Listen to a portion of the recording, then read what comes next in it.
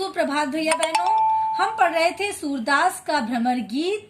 सूरदास के भ्रमर गीत को निरंतर आगे की ओर बढ़ाते हुए हम तीसरे पद की ओर आगे बढ़ते हैं, जहां बार बार गोपियां जो है उद्धव जी को यह बताने का प्रयास करती हैं कि हम जो है भगवान श्री कृष्ण के प्रेम में, उनकी भक्ति में पूरी तरह से लीन है, पूरी तरह से रत है। अब किसी प्रकार का भी जो संदेश है, जो ज्ञान का संदेश है, योग का संदेश है, वो स्वीकार नहीं कर सकती। ये संपूर्ण पद में गोपियों ने की जो प्रेम की दीवानगी है वो बहुत भाववेग से प्रकट हुई है।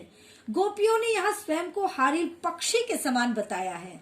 स्वयं की तुलना उसने हारिल पक्षी से किया है और वे कहती हैं कि वे दिन रात सोते जागते, यहाँ तक कि सपने में भी वो क्या करती हैं, कन्हैया कन्हैया का ही रट लगाती हैं। ठीक है। और इस प्रकार वे स्वयं को दीवाना बताकर योग संदेश का क्या करती हैं, अपने वाक्य चातुर्य के माध्यम से तिरस्कार करती हैं। अब देखिए आगे क्या कहता है कि हमारे हरि हारिल की लकड़ी, मन क्रम बचन नंद नंदन उर, यह दृढ़ करी पकड़ी, जागत सोवत स्वप्न दिवस निसी, कान्हा कान्हा जकरी, सुनत जोग लागत है ऐसो, ज्यों करूँ ककरी, से तो व्याधि हमको ले आए, देखी सुनी न करी, यह तो सुर तिन ही ले सौंपो, जिनके मन चकरी। अब क्या है, गोपियां कहती हैं कि हमारे हरि हारिल की लकड़ी, वह अपनी तुलना जो है हारिल पक्षी से करती हुई कहती है कि हारिल पक्षी अपने पंजों में एक लकड़ी को दिन रात क्या करते रहता है, थामे रहता है। वह किसी भी सूरत में लकड़ी को छोड़ता नहीं है। ठीक यही स्थिति किसकी है, हम गोपियों की है, जिनके दिन रात, जिनके मन में सिर्फ कृष्ण ही कृष्ण है, किसी भी सूरत में वो उन्हें भूलती नहीं है। ठीक है। आगे कह रही है, मन क्रम बचन नंद नंदन उर, यह दृढ़ करी पकड़ी। अब कहती हैं कि वह जो है मन से क्रम से वचन से कृष्ण को हृदय में क्या की है, दृढ़ता से बसाए हुए है। ठीक है। जागत सोवत स्वप्न दिवस निसी, कान्हा कान्हा जकरी। हम जागते सोते दिन रात, यहाँ तक कि सपने में भी कन्हैया कन्हैया के नाम की रट लगाए रहती हैं।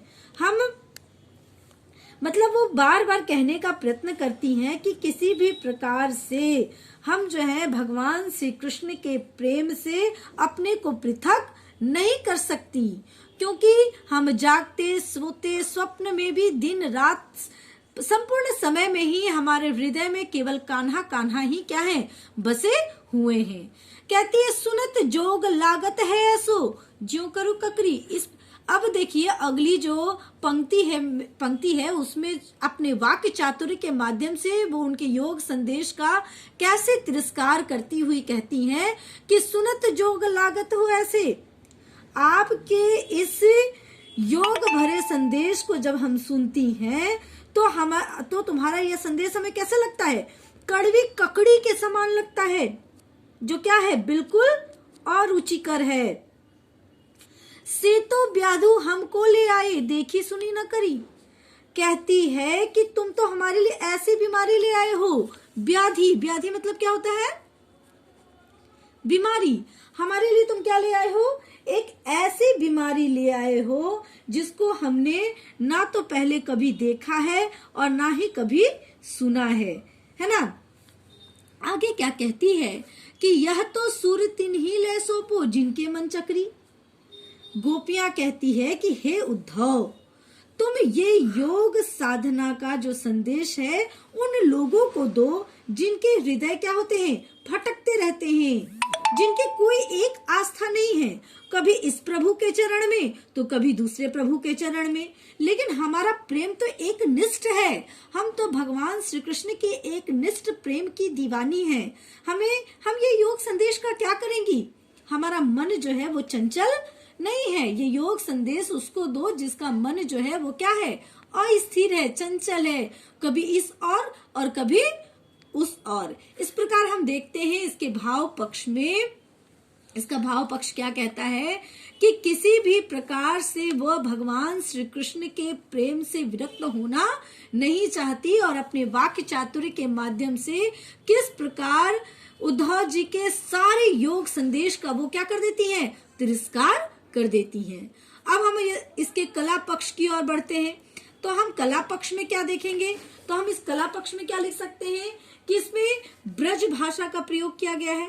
क्या लिख सकते हैं कि ब्रज भाषा का प्रयोग हुआ है, ब्रज भाषा का प्रयोग किया गया है।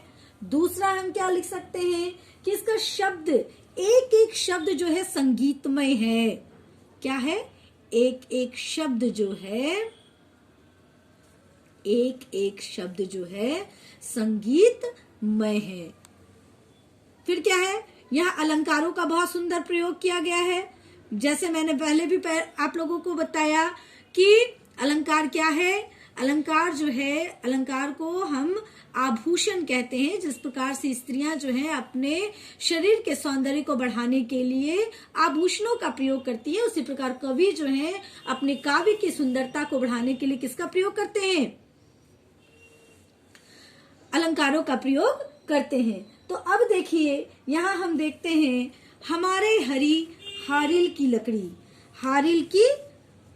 हमारे हरी हारिल की लकड़ी। यहाँ पर क्या की गई है, यहाँ रूपक अलंकार है। क्यों, क्योंकि यहाँ पर क्या हुआ है, उपमेय पर उपमान का क्या हो गया है, आरोप किया गया है। ठीक है, जैसे देखो यहाँ पर क्या है, हमें हरी हारिल की लकड़ी, यहाँ हरी हारिल की लकड़ी, हरी हारिल की लकड़ी।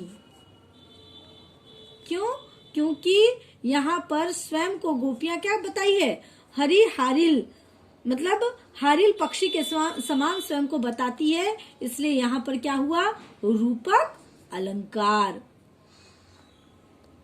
ठीक है, और यहाँ अनुप्रास अलंकार का भी बहुत सुंदर प्रयोग किया गया है। जैसे देखिए करुई ककरी, क्या है, करुई ककरी।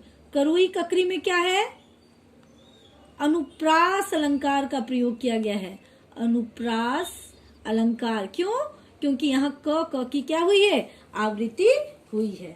ठीक है, तो इस प्रकार हमने देखा कि ये संपूर्ण पद में किसी प्रकार से भी गोपियां जो है अपने भगवान श्री कृष्ण के एक निष्ठ प्रेम को छोड़ने के लिए तैयार नहीं है। उनके प्रेम की जो दीवानगी है वो बड़े भावावेग से इसमें प्रकट हुई है। अब अगला जो पद है वो हम अगले वीडियो में देखेंगे। धन्यवाद।